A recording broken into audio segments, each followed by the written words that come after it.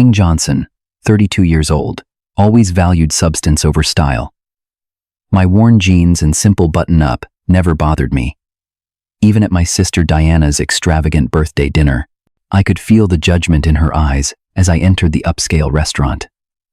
Little did my family know that beneath my modest appearance lay a secret that would turn their perfectly orchestrated evening upside down. Family can cut you deepest, but sometimes life offers the perfect moment to heal those wounds. Before we dive into this story, let me know where you are watching from and hit that subscribe button. I grew up in Westchester County, just outside New York City, in what most would consider an upper-middle-class family. From an early age, my parents William and Catherine Johnson made it clear that appearances mattered above all else. Our home was immaculate, filled with furniture that nobody was allowed to actually sit on. My father wore tailored suits even on weekends, and my mother spent hours ensuring her makeup and hair were flawless before collecting the mail from our driveway. Our family photos portrayed perfection, but the reality behind closed doors was different. My sister Diana, 3 years younger than me, quickly learned to play the game. She wore the right clothes, said the right things, and brought home friends whose parents had the right connections. I, on the other hand, was more interested in what was real. I collected rocks instead of designer sneakers. I read cookbooks instead of fashion magazines. When I was 14, the carefully constructed facade cracked. My parents divorced after my father had an affair with Stephanie, a socialite from his country club. The divorce was messy, public, and humiliating for my mother. Diana and I were caught in the crossfire, but we handled it differently. Diana doubled down on appearances, becoming even more obsessed with status and perception. I retreated into the kitchen, finding comfort in creating something tangible and meaningful. 2 years after the divorce, my father married Stephanie. She was 20 years his junior and reinforced everything I had grown to resent about our family values. Every conversation revolved around acquisitions, whether it was property, cars, or relationships that could be leveraged for social advancement. Diana thrived in this new dynamic. Through high school and into college at Vassar, she became increasingly status conscious. Her friend group consisted exclusively of people who could offer her something, whether it was access to exclusive parties or connections to prestigious internships. By the time she graduated and secured a position at a top marketing firm, Diana had fully embraced the belief that worth was measured by wealth and influence. I took a different path. After one miserable year at the business school my father insisted upon, I dropped out to pursue my passion for cooking. The family reaction was swift and brutal. Cooking? You want to be a servant? My father had laughed during a tense dinner at his and Stephanie's mansion. No son of mine is going to waste his life flipping burgers. Diana had smirked from across the table. Maybe he could cater my parties. I'd give him a good tip. Their laughter still echoed in my mind years later. What my family never understood was that food connected people in a way that status never could. I started at the bottom, washing dishes in a French bistro downtown.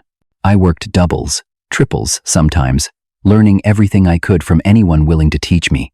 The burns on my arms and calluses on my hands became badges of honor. For nearly 7 years, contact with my family was minimal.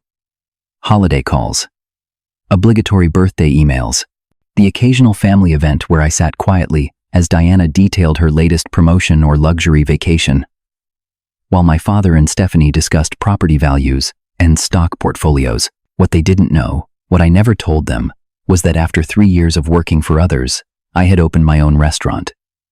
It was small, just 28 seats, but it was mine. I named it Lumière, French for light, because cooking had been my light in the darkness. Through disciplined saving, smart investments, and 80-hour work weeks, that single restaurant grew into 3, then 5, then an entire restaurant group operating under the parent company name Authentic Dining Experiences. I deliberately kept my success private.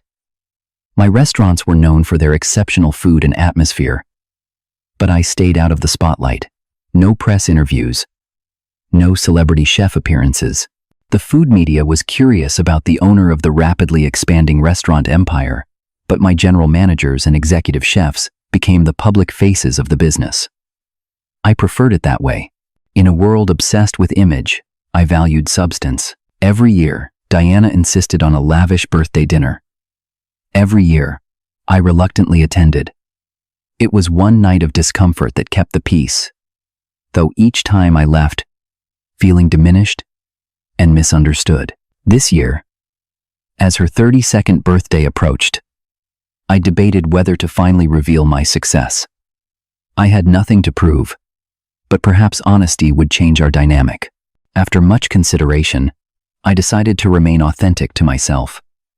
I would attend, dressed comfortably as always, and see how the evening unfolded. The night before the dinner, my best friend Marcus called to check in. "You know you could end all their judgment with one revelation," he said, having witnessed my family's behavior firsthand over the years. "That's not why I built this business," I replied. "If they can't respect me for who I am without the trappings of success, then what's the point?" Marcus sighed. "I respect that, man. But don't let them walk all over you either. You've earned your place." I appreciated his concern but knew my approach had to remain true to my values. I prepared mentally for the inevitable judgments and backhanded compliments that would come my way. What I hadn't anticipated was Diana's choice of restaurant for her celebration. When she texted the reservation details, I almost laughed out loud. Of all the upscale restaurants in the city, my sister had chosen Lumiere, my flagship establishment and the crown jewel of my restaurant group. The restaurant had recently received its second Michelin star, making reservations nearly impossible to secure. Diana had no idea she was about to dine in her brother's restaurant, sitting at a table I had personally designed, eating food I had helped create. The irony wasn't lost on me. For years, my family had dismissed my culinary aspirations as a hobby, a phase, a step down in life. Now they would experience the fruits of my passion, while still believing I was struggling to make ends meet. I wasn't sure whether to be amused or saddened by the situation, but I was certainly curious to see how the evening would unfold. I arrived at Lumiere 15 minutes early, parking my practical sedan several blocks away. The restaurant occupied a restored 19th century brownstone in the West Village, its exterior understated with only a small brass plaque bearing its name. Inside was a different story. The space balanced modern elegance with historic charm, the walls adorned with local artists' work that I personally selected. Soft amber lighting cast a warm glow over the dining room, highlighting the original exposed brick and custom wooden tables I had commissioned from a local craftsman. Jennifer, the host, recognized me immediately as I entered. Her eyes widened slightly before professionalism took over. "Good evening, sir," she said, her tone carefully neutral despite the surprise of seeing me arrive as a guest. I gave her a subtle nod and whispered, "Just a regular guest tonight, Jennifer. Family dinner." Understanding dawned in her eyes. Jennifer had been with me since the beginning, one of my first hires. She knew about my complicated family dynamics from the few times I'd mentioned them during staff meals. "Of course," she replied discreetly. "The Johnson party. They've reserved our best table. The rest haven't arrived yet." I thanked her and moved to the bar to wait, chatting casually with Thomas, the bartender who mixed me a non-alcoholic drink without my having to ask. As I sipped, I observed my creation through the eyes of a guest. The restaurant hummed with the pleasant energy of diners enjoying exceptional food and service. Staff moved with practiced precision, anticipating needs before they arose. Pride warmed my chest. This place represented years of hard work, vision, and determination. My contemplation was interrupted by the unmistakable sound of my family's arrival. Diana entered first, wearing a designer dress that probably cost more than most people's monthly rent, draped in jewelry that caught the light with every gesture. My father William followed in his typical bespoke suit, Stephanie on his arm in an equally ostentatious outfit. Behind them came Bradley, Diana's investment banker boyfriend of 3 months, whom she spoke about as though they were practically engaged. Jennifer greeted them with professional warmth, and I watched as Diana made sure to mention it was her birthday, loud enough for nearby diners to hear. As I approached, my father's eyes immediately dropped to my dark jeans and simple button-up shirt. "King," he said, his tone suggesting he was addressing a teenager rather than a 32-year-old man. "Couldn't you have dressed for the occasion? This is a 2 Michelin star restaurant. I swallowed the irony and shook his hand. Nice to see you too, Dad. Stephanie offered her customary air kisses, careful not to actually make contact. Darling, you look comfortable. How refreshing to be so unconcerned with appearances. Diana barely glanced my way, too busy ensuring the staff knew the importance of her reservation. Bradley sized me up with a dismissive look before extending his hand. Bradley Whitmore, Blackstone Capital. He introduced himself, squeezing my hand a bit too firmly. Diana's told me about you. You're the cook, right? Chef. Diana corrected automatically, though the distinction in her mind clearly wasn't one of respect. My brother works in a kitchen. Jennifer led us to the best table in the house, a corner booth with a perfect view of both the dining room and the partially open kitchen. Diana beamed, assuming the premium placement was due to her status, or perhaps the generous tip she'd likely promised the host. I requested their finest table. She informed everyone unnecessarily. They know how to treat important guests here. I bit back a smile. The table was indeed special. The one I used when dining in my own restaurant, designed specifically to observe operations while enjoying a meal. As we settled in, Diana continued making remarks intended for other patrons to overhear about her marketing expertise, Bradley's financial acumen, and their recent weekend in the Hamptons. My father nodded approvingly, while Stephanie adjusted her diamond earrings to catch the light. When the sommelier approached with the wine list, Diana immediately took charge. "We'll start with champagne," she declared. "The Krug, vintage 2008. I glanced at the list and couldn't help myself. The Jacques Salas would pair better with the seasonal menu, I suggested quietly. Diana rolled her eyes. "Since when are you a wine expert? The Krug is twice the price, so obviously it's superior." The sommelier's eyes flickered to me momentarily. Knowing full well that I had personally selected every wine on the list and regularly conducted staff education sessions on pairings, I gave him a subtle nod to proceed with Diana's selection. As he departed, I noticed several staff members watching our table with confusion. To them, I was the passionate, hands-on owner who knew every employee's name and frequently worked alongside them during busy services. The disconnect between that person and the one being dismissed by his own family was clearly jarring. Through the kitchen pass, I caught sight of Anthony, my executive chef and close friend, peeking out with concern. He'd witnessed one uncomfortable family dinner in the past, when my father had unexpectedly shown up at my first restaurant location before it had found success. Anthony raised an eyebrow in question.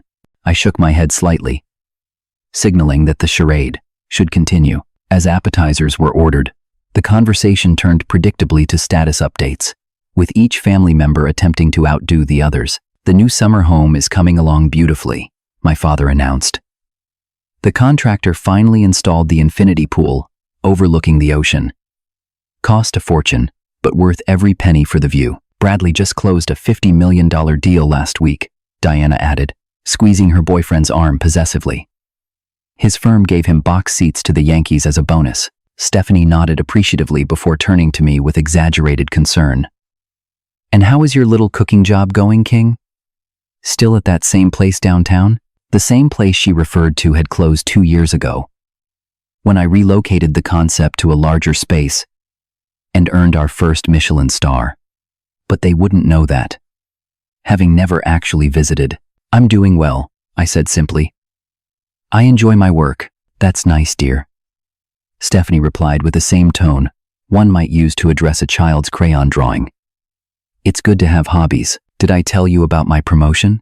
Diana asked, though she definitely had, multiple times, including in the group text announcing this dinner. "I'm managing accounts worth over 30 million now. The agency is sending me to the Global Marketing Conference in Tokyo next month. All expenses paid." My father beamed with pride. "That's my girl, always reaching higher." He turned to Bradley. "Speaking of reaching higher, I was telling Richard at the country club about your background. He's looking for someone with your expertise for the new development project on the North Shore. 10 luxury properties starting at 12 million each. I gave him your card." Bradley straightened his Italian silk tie. "I appreciate that, William. I've been looking to diversify my investment portfolio into high-end real estate. The conversation continued in this vein, with carefully curated stories designed to impress. When there was finally a brief lull, I attempted to share a meaningful update from my own life. I've been working on some new projects that I'm really passionate about, I began. Recently, I started a program to teach cooking skills to underprivileged kids in the city. It's been incredibly rewarding to see them. That reminds me, Diana interrupted, clearly uninterested. Bradley and I are thinking of buying that condo in Tribeca. You know, the one in that new building with the doorman and rooftop pool? Bradley jumped in, directing his comments at me with thinly veiled condescension. Closed a major account last quarter, 7-figure commission. My team's already outperformed our annual targets, and it's only May. He chuckled. But I suppose that's a different world from kitchen work. The dismissal stung, though I was used to it. The irony, of course, was that my restaurant group's annual revenue exceeded Bradley's impressive commission many times over. "Where are you living these days, King?" Diana asked, though her tone suggested she already knew and disapproved. "Still in that apartment in Brooklyn?" "Yes," I answered simply. My loft in Brooklyn Heights had incredible views of Manhattan and was worth well over $2 million, but I saw no point in sharing those details. "That part of town," my father sighed, shaking his head. "I don't know why you insist on struggling when you could work for my friend Gerald at his firm. Starting salary would triple whatever you're making now." "I'm not struggling," I said quietly. "I'm content with my choices." Stephanie patted my hand condescendingly. "There's no shame in accepting help, King.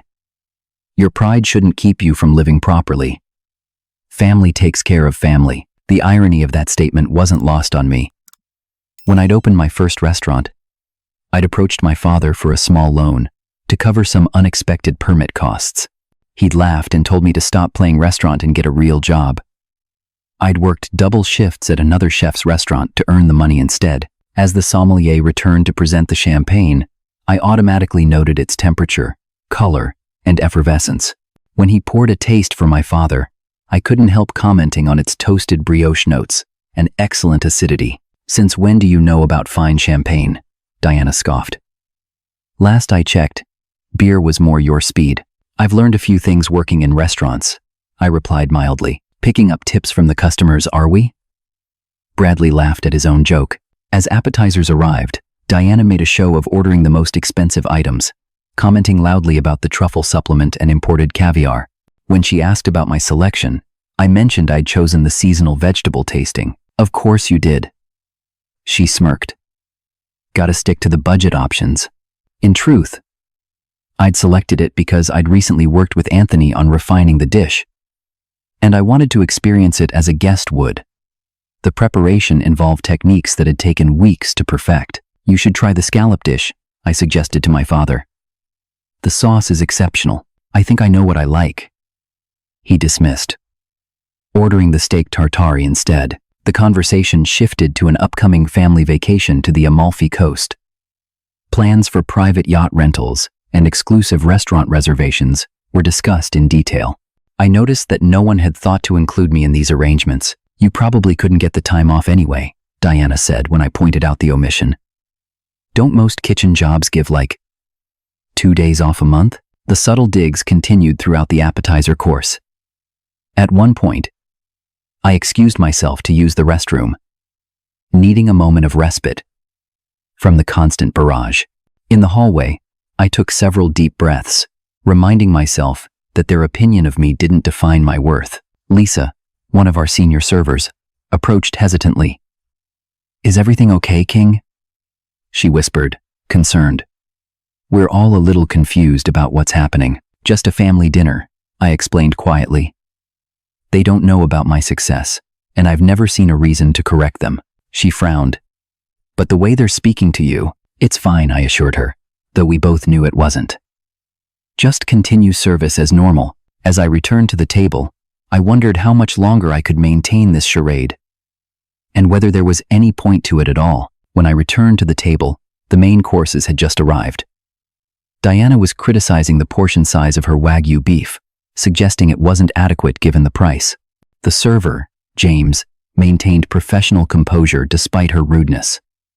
I made a mental note to compliment him later on his patience. "So, King," my father began once James had departed, "when are you going to stop wasting your potential? You're 32 now.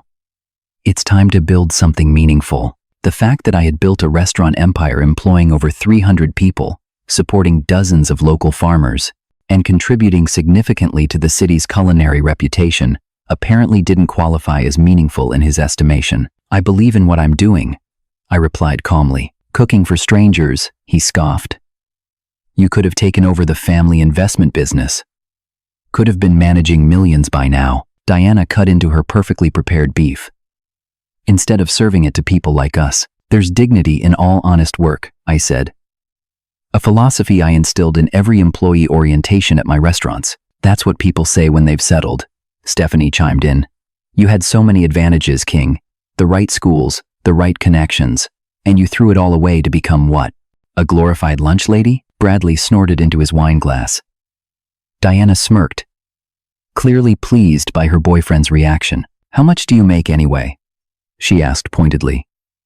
50,000? 60? I took a sip of water, choosing not to answer. "That's what I thought," Diana continued, her voice dripping with condescension. "Can you even afford to eat at this place?" The table fell momentarily silent. Even by our family's standards, the question was breathtakingly rude. "I save for special occasions," I said quietly. My father sighed dramatically. "Your sister is just concerned. We all are. You're not getting any younger. And you have nothing to show for your years. No real assets. No investment portfolio." He placed his fork down. "It's not too late to turn things around. I could still make a call." "That's generous," I replied, "but unnecessary." "It's not generosity. It's responsibility," he countered. "You're my son. Even if you've made disappointing choices." The word disappointing hung in the air. It was a familiar refrain, one I'd heard since childhood whenever I deviated from the prescribed path of status-seeking and materialism. As my father continued listing my perceived failures, my mind drifted to the early days of building my business. I remembered the 18-hour days, sleeping on a cot in the office behind my first kitchen because I couldn't afford both rent and payroll. I recalled the time I sold my car to cover a supplier payment when a major client paid late. The burns, the cuts, the exhaustion, the moments of doubt and fear. I also remembered the triumphs. The first positive review that brought in customers lined up down the block. The day I paid off my small business loan, 3 years early. Promoting my first dishwasher to line cook after sponsoring his culinary training. Handing keys to my first general manager, a single mother who had started as a server and now earned 6 figures running our flagship location. "We could have supported your first restaurant, you know," Diana was saying, pulling me back to the present. "If you had presented a proper business plan, instead of that amateur proposal." The amateur proposal had been developed with help from a former business school professor who had recognized my potential. It had later won a Small Business Innovation Award, though I'd never mentioned this to my family. "It all worked out," I said simply. "Did it?" Stephanie raised a perfectly groomed eyebrow. "You show up in the same clothes year after year. You drive that old car. You live in that neighborhood. My friend Veronica is hiring at her PR firm," Diana offered. "Entry level, of course, but it would be a foot in the door to a real career. Someone with your background could move up quickly if you applied yourself." "I appreciate the thought," I began. "But can you even afford this place?" Diana interrupted, repeating her earlier question but louder this time, her words slightly slurred from the multiple glasses of expensive wine. "I mean, seriously. Look around, King. The people here are successful. They've made something of themselves." She gestured broadly at the dining room. "Do you really think you belong among them?" Bradley laughed. "Don't worry, buddy. We can cover your portion of the bill. Consider it charity." Something shifted inside me at that moment. There was no anger, just a quiet certainty that I no longer needed to participate in this charade. I had built my life and my business on authenticity, yet here I was, allowing my family to maintain a fictional narrative about my life. I noticed Michael, my general manager, watching our table with concern from near the kitchen pass. Our eyes met briefly, and in that moment, I made my decision. "If you'll excuse me for a moment," I said calmly, standing from the table, running away from truth again. My father called after me, but I was already walking toward Michael. Michael met me halfway across the dining room, his expression concerned. "Everything okay, boss? The staff is getting uncomfortable with how they're treating you. It's time to end this," I told him quietly. "No big scene, but no more pretending either." Michael nodded, relief evident in his expression. "About time. What do you need from us?" I gave him simple instructions, then returned to the table where Diana was regaling Bradley with a story about my disastrous first attempt at making a soufflé when I was 16, a memory she trotted out regularly to emphasize my initial culinary ineptitude. "Remember how the kitchen looked like a war zone?" She laughed. "Mom was furious about the mess. It was my first try," I said, settling back into my seat with a new, subtle confidence that my sister immediately noticed and misinterpreted. "Don't be sensitive," she scoffed. "We're just having fun." "Of course," I replied, taking a sip of water. "Please continue enjoying your birthday dinner." Something in my tone made Diana pause, but before she could respond, Michael approached our table. His demeanor had transformed from the typical general manager greeting to the distinct respect he always showed me in business settings. "Mr. King," he said formally, "I wanted to personally check that everything is to your satisfaction this evening.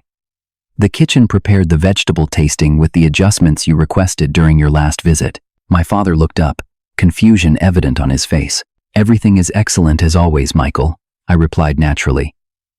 "Please extend my compliments to Anthony and the team." Michael nodded. "Of course, sir. Anthony mentioned he'd like your thoughts on the new spring menu items when you have a moment. And Miss Chen from the James Beard Foundation called earlier to confirm your judging dates for next month's competition." Diana's fork froze halfway to her mouth. "Welcome back, Mr. King," Michael continued smoothly. "Your usual table is serving you well, I hope. We've implemented those service adjustments you suggested during your last visit." My father choked on his wine, requiring several forceful pats on the back from Stephanie, whose eyes had widened to an almost comical degree. "King," Diana said slowly, her voice unusually small, "what is happening right now?" I offered a small, genuine smile. "I'm having dinner with my family in my restaurant." The silence that followed was profound. "Your restaurant?" Bradley finally managed, looking around as though seeing the space for the first time. "Yes," I confirmed simply. "Lumiere is mine, as are the other 7 restaurants in our group." "That's impossible," my father spluttered. "You're a cook. You work for someone else." "I haven't worked for anyone else in 8 years, I explained calmly. "I opened my first place after 3 years of saving every penny while working for others. It was small, but successful. We expanded from there." As if on cue, Anthony emerged from the kitchen in his chef's coat, approaching our table with purpose. "King, there you are," he said warmly, clasping my shoulder. "Sorry to interrupt your family dinner, but I wanted to personally present the new dessert concept we discussed last week." My family watched in stunned silence as Anthony, a chef whose television appearances and cookbook had made him recognizable to most dining enthusiasts, treated me with obvious respect and deference. "Everyone," I said, "this is Anthony Martinez, our executive chef and my good friend." "Anthony, my family." "A pleasure," Anthony said, though his cool tone suggested he'd heard enough about their treatment of me over the years to form his own opinion. "Your brother is the best owner and culinary director I've ever worked with. His vision transformed my career." Diana's mouth opened and closed several times without producing sound. My father seemed to be processing information that fundamentally contradicted his worldview. Stephanie kept glancing around the restaurant, as though reevaluating its worth now that she knew of my connection. "You own Lumiere?" Diana finally managed. "The Lumiere? With the Michelin stars and the wait list?" "Yes," I confirmed. "Along with Ember, Salt, Terroir, Harvest, Blue, Nori, and our newest concept, Seed." Bradley, ever the finance professional, was the first to recover. All of them? The entire authentic dining experiences group is yours? I nodded. But that would make you. He trailed off. Mental calculations clearly overwhelming him. Successful by even your standards? I suggested without malice. My father placed both palms on the table, steadying himself. Why didn't you tell us? It was a fair question. One I had asked myself many times. Would it have mattered? I asked genuinely. Would knowing I had money and status have changed how you valued me as a person? Because that's the problem. It shouldn't matter. Diana blinked rapidly. But we're family. We should know these things about each other. When's the last time any of you asked about my life with genuine interest? I countered gently. When's the last time you visited one of my restaurants before tonight, not knowing it was mine? The lack of response was answer enough. I'm still the same person I was an hour ago, I continued. I still value the same things. I still find joy in the same work. The only thing that's changed is your perception of my worth. Diana was the first to attempt recovery, her marketing instincts kicking in as she tried to reframe the situation. I always knew you had potential, she said, forcing a bright smile.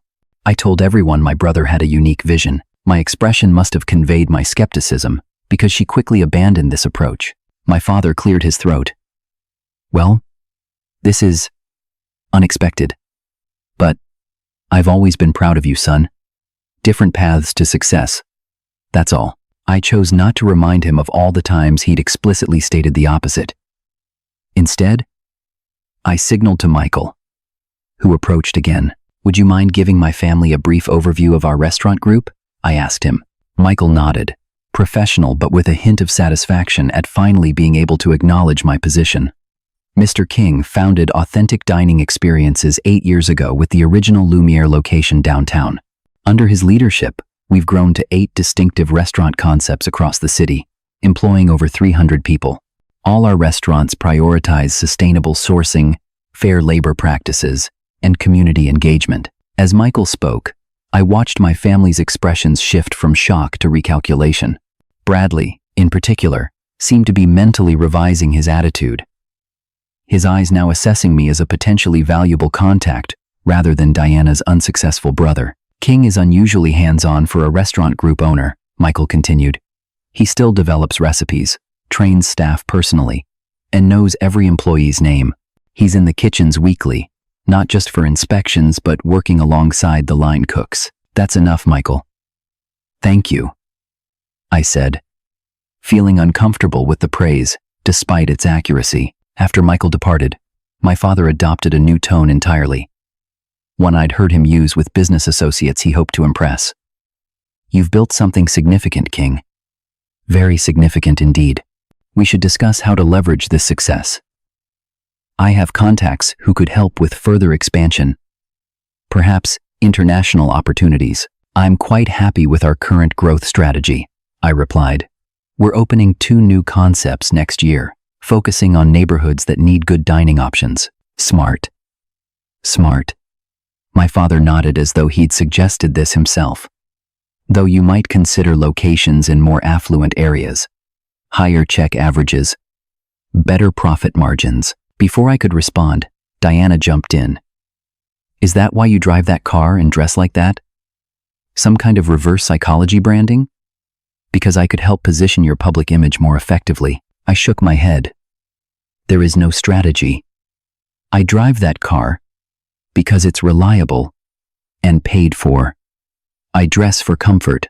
My restaurants succeed because of the quality of food and service, not because of my personal brand. But you could be leveraging your success, she insisted.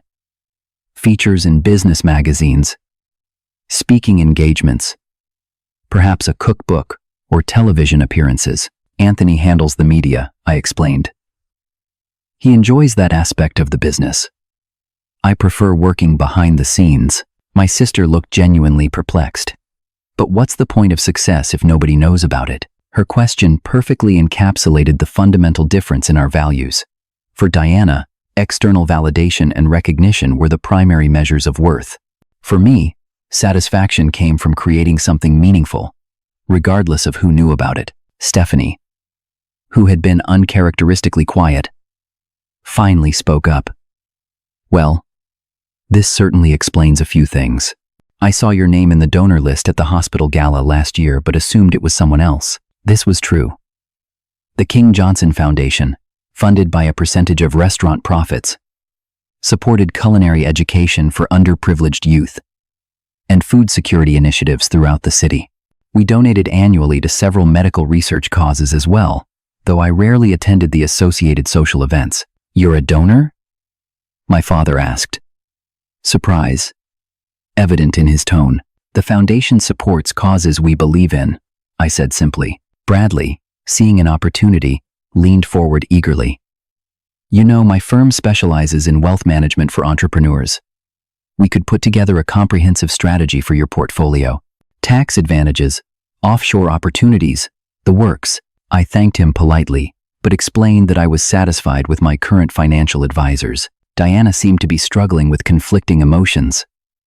There was obvious jealousy in her expression, but also genuine surprise, and perhaps a touch of respect. For someone who had defined herself by outperforming others, discovering that her underachieving brother had quietly built a small empire was clearly destabilizing. "Would you like a tour of the kitchen?" I offered. Partly to break the awkward tension, and partly because I was genuinely proud of what we had built. In the state-of-the-art kitchen, I watched my family's perception of me continue to transform as staff greeted me with obvious respect and affection. Anthony walked them through the various stations, explaining our farm-to-table philosophy and sustainable practices. "King designed much of this layout himself," Anthony explained, pointing out workflow innovations that had been featured in culinary publications.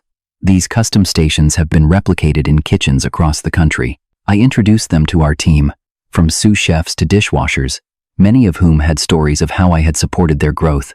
Maria, now a pastry chef, had started as a server while attending culinary school part-time. I had adjusted her schedule to accommodate classes and later created a position for her when she graduated. Carlos, our head sommelier, had been a busboy who expressed interest in wine. I had paid for his certification courses and sent him to vineyards in France and California for further education. "These people are like family to me," I explained.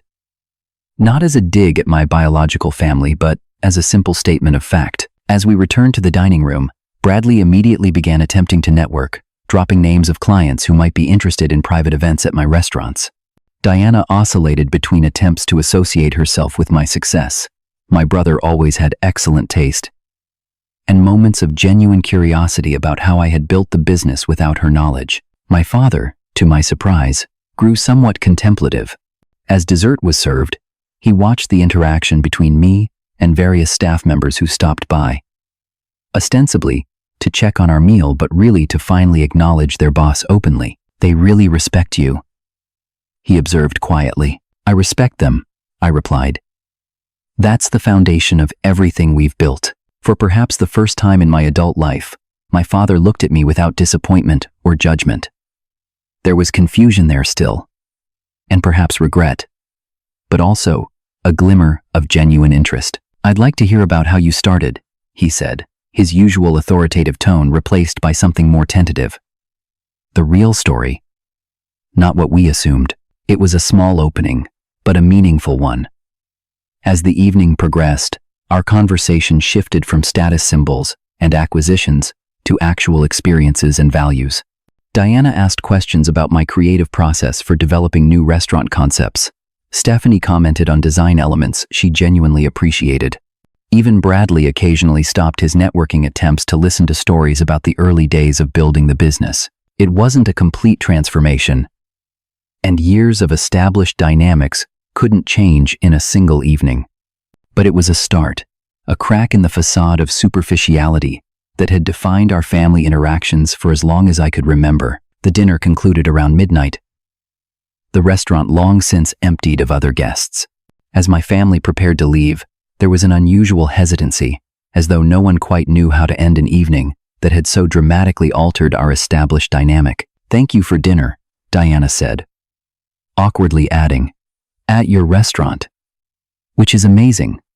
By the way, happy birthday," I replied sincerely. "I'm glad you chose Lumiere, even if you didn't know it was mine." My father shook my hand, holding it a moment longer than usual. We should talk more, son. About your business, yes.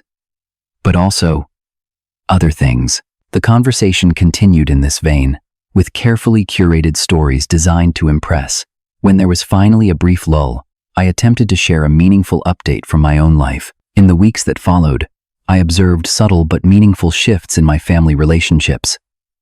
Diana texted occasionally with genuine questions about restaurant operations or menu development. My father called to discuss an article he'd read about sustainable farming practices that reminded him of policies I'd implemented years earlier. I maintained boundaries, of course. Years of conditional acceptance had taught me the importance of self-preservation, but I also recognized genuine efforts at connection when they appeared, responding with cautious openness. 3 weeks after the revelatory dinner, Diana invited me for coffee, just the two of us. She arrived without her usual armor of designer labels and status symbols, dressed in jeans and a simple sweater that reminded me of what she wore before status became her religion. It wasn't an apology for years of dismissal and judgment, but from a man who rarely acknowledged mistakes, it was significant. We were raised to value certain things, I acknowledged. It's hard to break that programming, but you did, she pointed out. You rejected all of it and built something authentic instead. Something meaningful. I just followed what felt right to me, I explained. The validation came from the work itself, not external recognition. Diana considered this, tracing the rim of her cup thoughtfully. I'm not sure I know how to value myself without external markers of success. My job title, my address, my relationship status, my social circle. They've become my identity. It was perhaps the most honest conversation we'd had as adults. I recognized the vulnerability it took for her to acknowledge this, particularly to the brother she had dismissed for so long. It's never too late to reassess, I offered. To ask yourself, what truly brings you satisfaction, separate from what others think. Similar conversations gradually unfolded with my father. On a Sunday afternoon walk through Central Park, he awkwardly but sincerely apologized for not supporting my first restaurant venture. I was wrong, he admitted, words I'd never expected to hear from him. I measured success by such a narrow standard that I couldn't see the value in what you were creating. It hurt, I acknowledged. But it also forced me to prove my concept on its own merits. Without family connections or advantages, he nodded slowly. You're right. And perhaps that's why you've built something more solid than many who rely on family, money, and connections. These moments didn't erase years of judgment or instantly heal old wounds. Transformation rarely happens overnight, especially with entrenched family dynamics. But they created space for something new to grow, something based on mutual respect rather than arbitrary standards of worth. For my part, I continued living according to my values. I drove the same car, wore comfortable clothes, and focused on creating exceptional dining experiences and supporting my team's growth. The only real change was that I no longer felt the need to hide my success from my family, which brought a certain freedom and authenticity to our interactions. The experience reinforced important lessons that had guided me throughout my journey. True wealth isn't measured by possessions or status, but by purpose and meaningful connections. The staff who had become my chosen family, the farmers whose sustainable practices we supported, the communities served by our foundation, the guests who celebrated milestone moments in our restaurants. These relationships constituted real wealth. Authenticity cannot be conditionally applied. Either you live by your values consistently, or they aren't really your values at all. The respect I'd earned from my team came from consistently demonstrating what I believed, not from claiming one set of principles while practicing another. Forgiveness doesn't require forgetting. I could acknowledge the hurt caused by years of dismissal, while still opening myself to new, healthier dynamics with my family. Holding on to resentment would only limit my own freedom and growth. Perhaps most importantly, I learned that success defined on your own terms brings a satisfaction that external validation never can.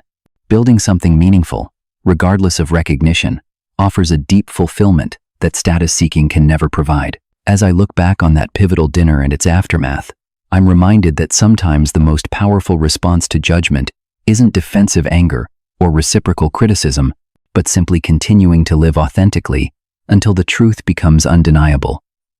My restaurants succeeded not because I sought validation, but because I focused on creating something of genuine value. In sharing this story, I hope it encourages you to question how you measure worth, both in yourself and others. Are you valuing substance or style, authentic connection or advantageous networking, purpose-driven work or status symbols? Have you ever been judged unfairly by people who didn't know your full story? How did you respond? I'd love to hear your experiences in the comments below. If this story resonated with you, please hit the like button and subscribe to hear more reflections on authenticity, success, and finding your own path. Share this with someone who might need a reminder that their worth isn't determined by others' perceptions. Thank you for listening. And remember, true success looks different for everyone, but it always starts with being true to yourself.